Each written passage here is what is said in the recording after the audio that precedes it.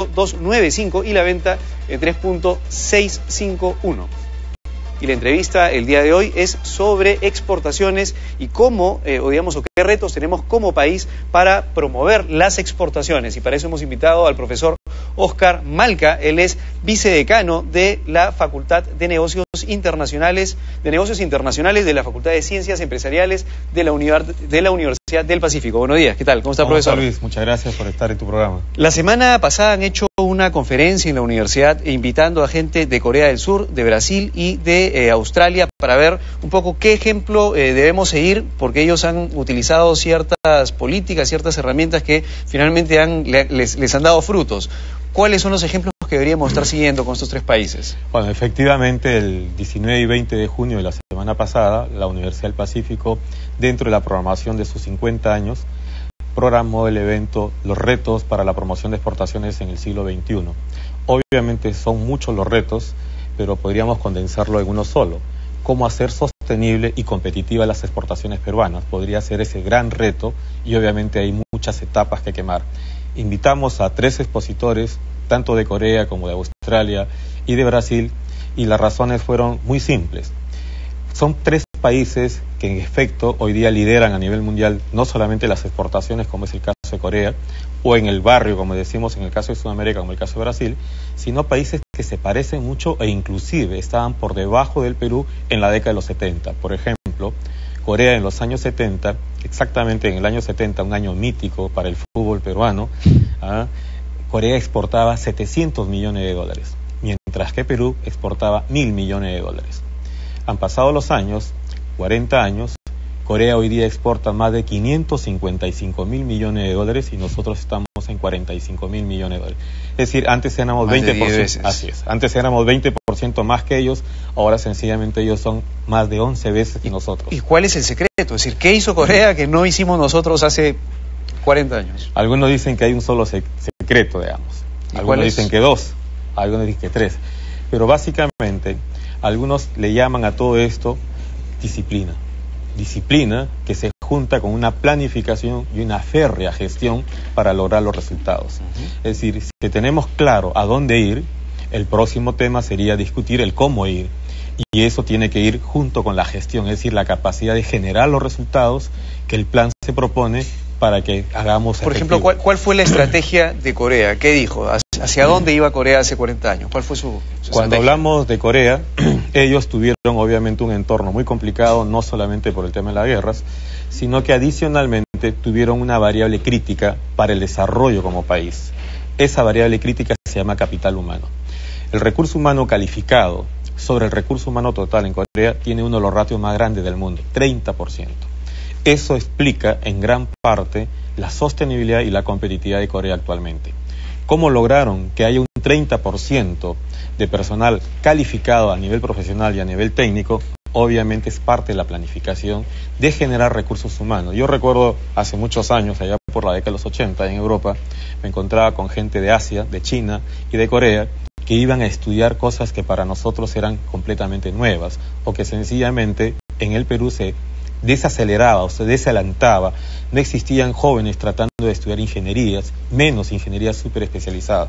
En cambio yo me encontraba con gente de China, con gente de Corea, que estaba estudiando, por ejemplo, planificación portuaria, por ejemplo, análisis de los fondos marinos, cosas así por el estilo, que son la base científica para después desarrollar, obviamente, exportaciones.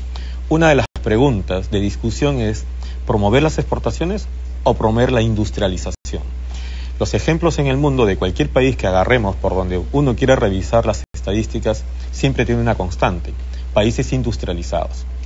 Entonces no puede existir mayor valor agregado si es que no tenemos una base de valor agregado, y eso se implica industrialización. Si promovemos la industrialización, que es lo que hizo Corea, y esto no es ninguna fórmula mágica, sencillamente vamos a generar exportaciones con mayor valor agregado.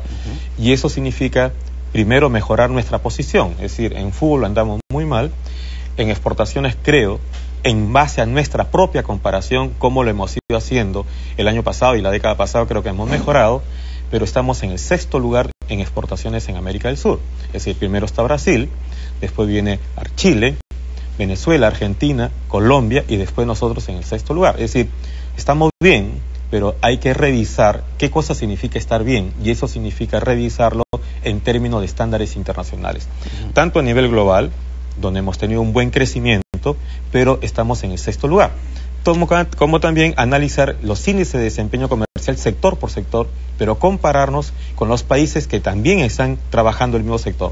Por ejemplo, agro es un buen elemento de análisis, ventajas comparativas, pero hay que trasladarlas a ventajas competitivas.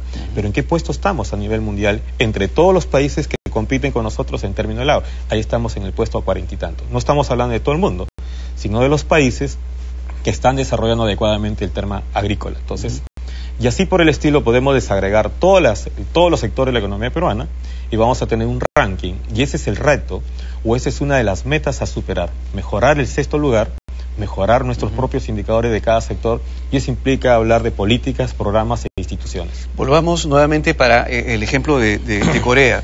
¿Cuál fue la estrategia general de Corea? La primera pata de la estrategia es capital humano, y tratar de desarrollar el capital humano de forma tal que exista, por ejemplo, ingenieros que sean especialistas en temas portuarios, en desarrollo de fondos marítimos, como bien dice. ¿Cuál es el segundo punto? Ok, ellos establecieron un plan de largo plazo. Ese plan de largo plazo obviamente tiene etapas, y esas etapas en materia de negocios internacionales fueron lo que ellos mismos nos recomendaron a nosotros. Dae Choi, que fue uno de los expertos que vino de Corea, él dijo: acá no hay un misterio. La primera etapa que ustedes tienen es algo que ya se hace y que usualmente lo hace todo el mundo, y dentro de la teoría es lo que llamamos la vieja teoría del comercio internacional, que es básicamente el desarrollo intersectores. Es decir, tú vendes pescado y compramos carros, vendemos harina de pescado o compramos papas, etcétera. Es producción de diferentes sectores. Esta primera etapa es la que casi todos los países, justificada en la teoría de la ventaja comparativa, la ventaja absoluta, lo que se llama la vieja teoría del comercio internacional, es lo que usualmente hacen. Salir de esa etapa es uno de los retos. Eso es lo que reconoció Corea y se preparó para pasar esa etapa, es decir, ir un poco más allá de ese comercio.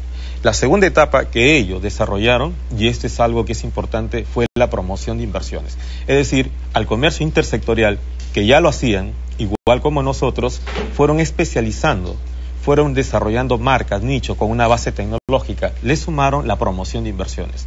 Y esto no es una novedad, es decir, las organizaciones que promueven exportaciones van de la mano con las organizaciones que promueven las inversiones.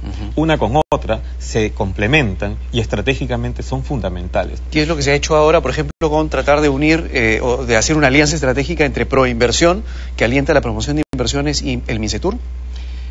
Proinversión es una institución que sería comparable con PROMPERÚ, pero yo creo que debería ser parte de un todo. Es decir, no estar separado, en mi opinión personal, porque donde vemos qué países tienen éxito, juegan las dos cosas dentro de una misma organización. La promoción de exportaciones tiene que ir de la mano con la promoción de inversiones. Para cerrar nomás, porque tenemos un minuto, por favor. Por ejemplo, la base de Corea fue inversión en manufactura y capital humano. Después entraron a la tercera fase. La tercera fase ya es una fase mucho más complicada, donde entra el comercio intrasectorial.